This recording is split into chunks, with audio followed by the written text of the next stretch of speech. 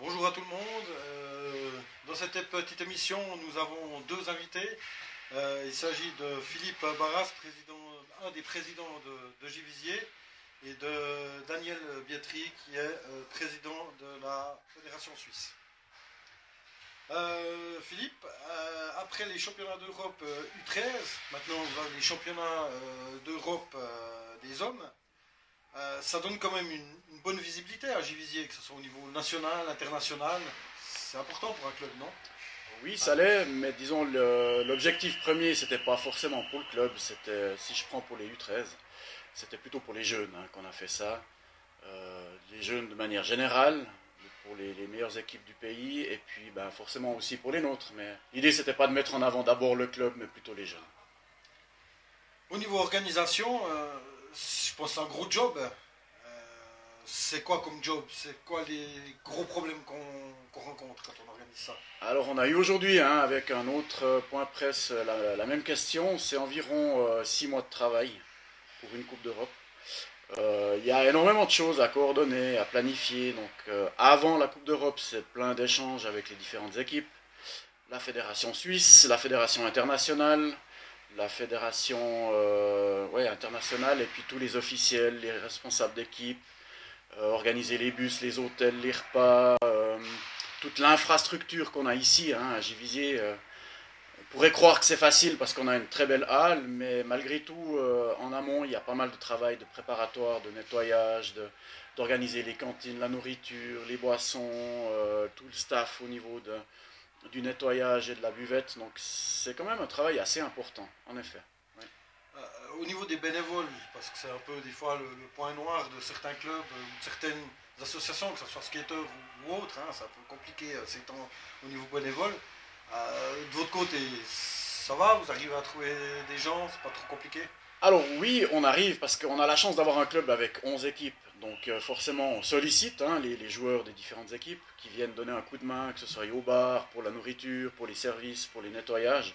Donc on a cette chance-là pour nous aider, en plus des autres bénévoles. On a aussi des gens qui sont pas forcément liés au club, mais qui viennent quand même nous donner un coup de main pour les nettoyages, les transports, etc. Donc de ce côté-là, je dirais qu'on a de la chance. Ouais. Dans l'équipe suisse des hommes, vous avez Kélian Chornon, Pierrick Morel, puis Samuel Born qui font partie de Givisier. Ça aide pour l'organisation, pour attirer des sponsors, C'est une bonne question. Les sponsors, je ne suis pas sûr que une Coupe d'Europe en tant que telle fasse venir plus de sponsors que ce qu'on a déjà d'habitude d'avoir. Maintenant, c'est toujours plaisant d'avoir des joueurs du club, du CRU, qui sont sélectionnés en équipe suisse, c'est une évidence. Oui. Donc après, les copains de ces joueurs, l'équipe, j'ai vu plein de joueurs de notre première équipe, notre deuxième équipe qui viennent voir, pas forcément en tant que bénévole ou pour aider, mais ceux qui ne travaillent pas, ils viennent volontiers voir le match, ou les matchs. Ouais. Soutenir leurs copains. Exactement, oui. Givisier, c'est un club qui a quand même beaucoup de titres dans plein de catégories. C'est quoi la volonté du club pour le futur? Quelle est un peu la vision du club? Si vous parlez plus club et moins championnat d'Europe. Oui, ok, donc on a beaucoup de titres, c'est relatif, on en aimerait plus, forcément. Quand on a repris à 3 la présidence, là, ça fait bientôt maintenant 3 ans, on avait un tout premier objectif, c'était au niveau des jeunes. On s'est dit absolument remplir notre réservoir de jeunes dans toutes les catégories. Donc que ce soit les tout petits, les kids, les mini, les novices ou les juniors. Et là, je crois qu'on peut le dire, on a très clairement bien réussi ça. On a même dans certaines catégories 2 équipes chez les tout petits ou chez les mini par exemple. On a dû rajouter une équipe en cours de championnat. Donc là, ça c'était un objectif important du club, c'est d'avoir un réservoir qui est plein au niveau du mouvement jeune. Après, je dirais, on a 4 équipes actives.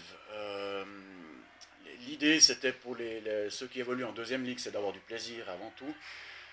Notre première ligue, on a eu une saison compliquée l'année passée. On s'est dit, pour cette saison 2023, on voulait essayer de faire un peu plus, de viser un peu plus haut, chose qu'on a réussi. Alors, on n'a pas réussi à se qualifier pour la finale des playoffs pour monter en Ligue B, mais c'est pas grave, c'est que partie remise. Donc là, c'était aussi quelque chose d'important de ne pas délaisser, si on veut bien, la deuxième équipe. Et puis au niveau de la Ligue nationale A, notre équipe Fagnon, on avait aussi des ambitions, il faut bien le dire, hein, forcément, de viser le haut du panier, si je puis dire ça comme ça. Cette année a été dure, pour ne pas dire très dure. On était même pour la première fois depuis longtemps, depuis de nombreuses années, en play-out. On a tout fait pour éviter les play-out. Malheureusement, on a dû y aller contre Bienne. C'était deux grandes équipes, deux bonnes équipes, respectivement deux grands clubs hein, au niveau de l'histoire de la Fédération suisse. Donc malheureusement, un des deux clubs a dû tomber en Ligue B. J'ai envie de dire pour nous, tant mieux. J'ai vu les dirigeants de Bienne après le match. Hein, le dernier match à Bienne, c'était pas facile pour eux. Ça, c'était pour cette saison. L'année prochaine, on prépare hein, activement notre équipe Fagnon. On veut clairement aller plus loin, très clairement. Après, quant à dire, est-ce qu'on veut un titre suisse l'année prochaine ou dans 2 ans? Ça, j'arrive pas à dire, mais on vise quelque chose de ce niveau-là, voire même, on a bien envie de prendre l'exemple de Rossmaison, qui est au top de la vague, au top de la forme actuellement depuis quelques années, qui fait presque titre sur titre, si j'ose dire. On aimerait bien aussi arriver dans cette catégorie-là de niveau ou de palmarès, un titre national, voire plus. Vous jouez en Halle. Il y a Rossmaison, il y a Parlamondo, sauf erreur, qui joue aussi en Halle. D'autres clubs jouent sur des terrains couverts et certains clubs jouent sur simplement des patinoires en bitume. Pour vous, c'est compliqué de chaque fois s'adapter, s'entraîner en Halle, aller jouer en extérieur Alors, au niveau des entraînements, chaque équipe du club veut ou souhaite s'entraîner à l'intérieur. C'est clair que c'est plus agréable. Hein. Quand il pleut, on est au sec. Quand il fait froid, alors je ne sais pas qu'il fait plus chaud dedans, mais c'est quand même clairement un avantage de pouvoir s'entraîner dedans. Après, encore une fois, on a énormément de chance à Givisiez parce que la commune nous soutient. On a une deuxième piste extérieure. Donc là, c'est vrai que quand on a des matchs le week-end dans lesquels on doit les jouer à l'extérieur, où il n'y a pas de halle couverte ou juste un toit, on a la possibilité d'aller s'entraîner dehors. Et d'ailleurs, les équipes le font, hein, d'aller s'entraîner dehors pour s'acclimater pour le match du week-end. Ouais. Petite dernière question, une petite question piège. Un pronostic pour ces championnats d'Europe? Oh, la Suisse championne d'Europe. Mais il y a... Comment dire? La Suisse a un très bon niveau, hein, c'est une évidence, mais les Allemands sont aussi très impressionnants, disciplinés, physiquement ils sont affûtés. Hein, et puis moi j'étais vraiment surpris au niveau technique. J'ai presque envie de dire qu'ils savent tout faire, donc après ça dépendra un peu du momentum quoi, demain soir. D'accord, merci. Daniel, président de la Fédération suisse. Pour la Fédération suisse, ces événements internationaux, hein, on a eu les U13 ici, il y a eu à Rossmaison, à Avenches, à différents endroits en Suisse, on a eu pas mal d'événements internationaux cette année. Ça apporte quoi à la Fédération suisse? Tout d'abord, ils sont extrêmement importants en termes de promotion de notre sport. C'est aussi, je dirais, un travail de longue haleine de la Fédération suisse pour convaincre les différents clubs qui ont principalement des halles, quoique on organise aussi des compétitions à Avenches, il y a lui aussi dans ce genre de club qui se porterait aussi candidat. Ce que ça représente en fait, ça permet aussi de montrer quel est le niveau qu'on peut atteindre en jouant à l'international, aussi bien chez les jeunes, comme Givisiez l'a fait avec les U13, qui se mesurent à des compétitions, je dirais, au niveau national, puis justement de jouer contre des équipes de bon niveau au niveau européen, ben, ça leur permet aussi de fixer, je dirais, une certaine qualité à atteindre. Ici, c'est clair, on est dans la meilleure catégorie, on voit surtout qu'il y a beaucoup de concurrence avec l'équipe d'Allemagne, un petit peu moins chez les Anglais et également les Danois. Les Autrichiens, ils ne sont pas là cette année, mais c'est aussi un peu, je dirais, plus ou moins le même niveau. Donc régulièrement, c'est soit l'Allemagne, soit la Suisse qui est championne d'Europe. Et c'est vrai qu'on a vu les 2 matchs de Suisse-Allemagne. Le niveau atteint est quand même assez bon, voire des fois très bon.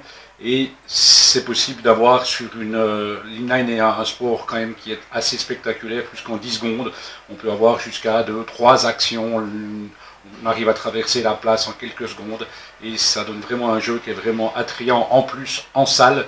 C'est vrai que c'est pas la même chose que de jouer dehors, et la salle fait justement qu'on a ce jeu qui est très vertical. Comment est-ce que la Fédération suisse choisit ses candidats pour l'organisation? On a vu, là, c'est Givisiez, d'autres événements ont été faits à Rossmaison ou à Avenches. Comment est-ce que la fédération suisse décide? Est-ce qu'il y a 12 candidats puis vous devez faire un choix, ou est-ce que c'est plutôt la fédération qui doit essayer de tirer les clubs?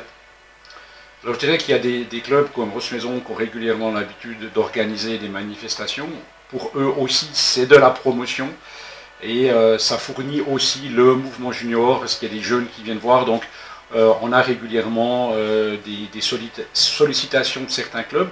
D'autres clubs, comme Givisiez, que je profite de cette occasion qui m'est offerte pour sincèrement les remercier, qui ont organisé les U13. L'année passée, fin d'année passée, on s'est approché d'eux pour voir s'ils pourraient aussi organiser cette compétition des championnats d'Europe des équipes nationales hommes, qui est quand même pour nous la compétition reine en tant que fédération.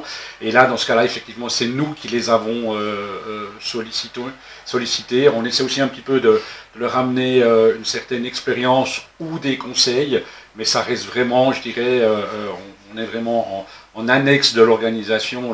L'énorme travail de mise sur pied a été fait par le club de Givisiez, et nous, on a apporté, je dirais, notre support aussi à l'international. Il faut savoir que ce n'est pas toujours facile de trouver des clubs organisateurs, puisque les deux moteurs en Europe sont l'Allemagne et la Suisse. On a été l'année passée en Angleterre pour les championnats d'Europe des U19. Là, ça faisait très longtemps que les Anglais n'avaient plus accueilli une manifestation. Cette année, on s'est rendu en Autriche, où les infrastructures étaient vraiment de très bonne qualité, et on voit aussi d'un bon oeil justement ces nations qui recommencent aussi d'organiser. Ça permet aussi un petit peu de laisser souffler les clubs, comme en Suisse dans des saisons comme aujourd'hui, c'est presque pas possible de jouer dehors. Et puis, comme Philippe l'a dit tout à l'heure, ça demande beaucoup d'investissement pour le club, et la fédération suisse aujourd'hui, depuis maintenant 2 ans, met à disposition, on va dire, un certain montant pour aider les clubs. Alors autant aider les clubs, on va dire, d'un point de vue local, que d'investir dans des voyages à l'étranger qui représentent quand même aussi des sommes qui sont conséquentes. En tant que président, comment pour toi s'est passée cette saison 2023? Puisque là maintenant elle est finie, hein, c'est la dernière manifestation, après tout est fini, tous les titres ont été donnés. D'un point de vue de président de la FSIH, comment tu as vécu cette saison? Comment est-ce qu'elle s'est passée pour toi? Bon, ben d'abord, c'est beaucoup de travail, c'est énormément de réunions. On compte pas vraiment nos heures, et en Suisse, on a quand même cette spécificité d'avoir plusieurs régions linguistiques avec des sensibilités qui sont différentes. Donc il y a quand même un travail de coordination et de mise en relation de ces différents clubs. Moi je dirais que la saison elle s'est bien passée. On a vécu des play-offs, ou aussi malheureusement pour certains clubs des play-out, mais qui sont je pense bien passés. C'est clair qu'il y a toujours quand même une certaine tension au niveau des finales, mais comme dans d'autres sports, plus la saison avance, plus je dirais que ça devient un petit peu tendu. Il y a quand même aussi un petit peu de la pression sur les arbitres qui ont fait un excellent travail. Et la preuve qu'on va dans le bon sens, c'est que cette année, on a eu 2 clubs qui normalement jouent à l'inline avec le PUC, qui sont venus jouer dans notre championnat, notamment le club de Laupersdorf, qui a inscrit plusieurs équipes, et qui a été encore récemment champion suisse de hockey avec le PUC. Et ils ont décidé de nous rejoindre, parce que pour eux c'est important d'avoir aussi une présence locale chez eux, et de pouvoir faire des compétitions, je dirais, un petit peu étalées sur toute la saison.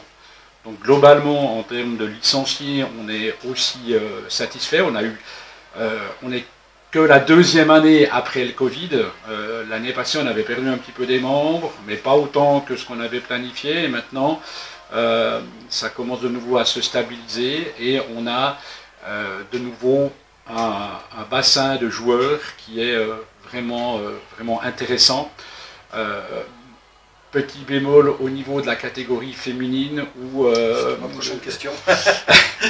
où on a quand même pas mal de joueuses finalement dans certaines équipes qui jouent aussi au hockey sur glace. C'est aussi le cas chez les actifs, mais un petit peu moins. Et là aujourd'hui c'est un vrai sujet de préoccupation. Bah, c'était ma question suivante, un peu. Qu'est-ce que la fédération essaye de mettre en place pour remédier à ça? C'est vrai qu'il n'y avait qu'un club qui a inscrit une équipe, hein, qui était Rosse-Maison, sauf erreur. Les autres équipes ne se sont pas inscrites. Est-ce qu'il y a un plan d'action? Est-ce qu'il y a des volontés marketing ou autre? Ou est-ce que la fédération suisse va par exemple faire plus qu'une seule équipe nationale pour quand même garder des filles en jeu? Est-ce qu'il y a des choses qui sont en discussion, sans vouloir trahir les secrets des dieux? Alors il y a plusieurs pistes qui sont explorées. Il y a plus qu'une équipe qui a manifesté son intérêt. Déjà pour répondre à cette première question. Après, on a aussi, je dirais, des vues sur la région tessinoise. Finalement, elle est assez représentative de ce qui se passe ailleurs, c'est-à-dire qu'il y a un certain nombre de dames ou de jeunes filles qui jouent à l'inline, mais peut-être dans des novices ou dans des juniors, voire même dans une troisième ou une deuxième équipe pour les meilleures d'entre elles. Et l'idée, ça serait de pouvoir aussi les fédérer. C'est un des objectifs qu'on a au Tessin. On a eu des discussions avec un certain nombre de clubs. Je dirais aussi que la tendance à l'étranger est assez similaire à ce qu'on a en Suisse.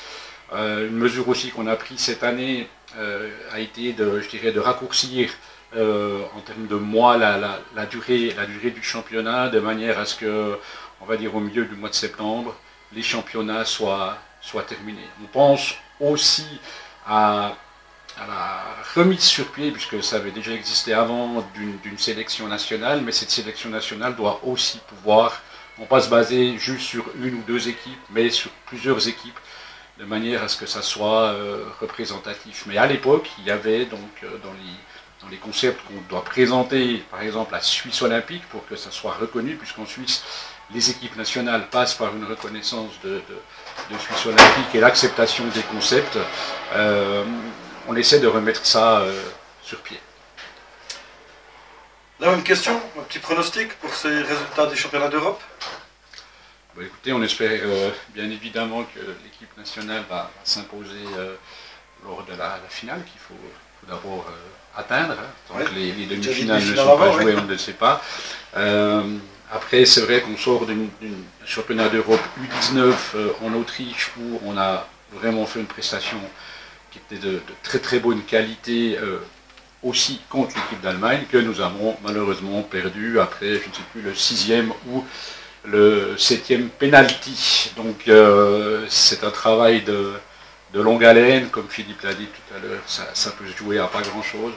Les Allemands sont très très bons lorsqu'ils sont en supériorité numérique. On a une équipe qui est assez équilibrée, qui a été aussi un petit peu rajeunie. Et moi j'ai confiance en notre staff pour pouvoir arriver à un excellent résultat. Je me réjouis un petit peu aussi de demain, puisque la dernière fois qu'on a fait un championnat d'Europe en 2018, c'était à Rosse-Maison, il y avait vraiment beaucoup de monde, et puis je ne peux souhaiter qu'à notre sport et aussi aux organisateurs que demain, on ait de nouveau vraiment beaucoup de monde qui viennent voir l'inline hockey. En tout cas, merci. Je ne sais pas si vous voulez encore rajouter quelque chose. Merci pour l'interview. Mais avec plaisir. Bah, moi, je veux juste rajouter que je suis content aussi de pouvoir et satisfait de pouvoir compter sur une équipe de live streamers, puisque vous êtes une des 4 équipes de live streaming. On essaie de représenter, ou de présenter le plus possible, avec, je dirais, nos moyens, l'inline hockey un petit peu dans les différentes régions de la Suisse. Puis c'est vrai que c'est bien de pouvoir compter aussi bien sur des clubs qui ont leur propre, on va dire, live streaming, mais qu'on puisse aussi mettre ça sur pied au niveau national. C'est très positif et j'espère que c'est apprécié. Prochain rendez-vous pour Givisiez? Saison prochaine? Saison prochaine, début de saison prochaine, on sera prêt et motivé pour aller de l'avant. Pour la Fédération Suisse, prochain rendez-vous, c'est les Swiss Awards? Non, oui, il y aura les Swiss Awards début mars, mais avant ça, cette année, c'est nous qui organisons l'assemblée de la Fédération internationale. Je pense que ça va se faire aux environs de Zurich. Ça faisait quand même pas mal d'années que ça n'avait plus été organisé chez nous, et puis on a fait la demande qui a été acceptée, donc c'est aussi bien que certaines autres nations puissent aussi venir chez nous. Ok, merci à vous d'être venus. Merci, avec plaisir, merci beaucoup d'avoir répondu à nos questions, et puis bonne continuation et vive la Suisse. Merci. Merci. Merci beaucoup.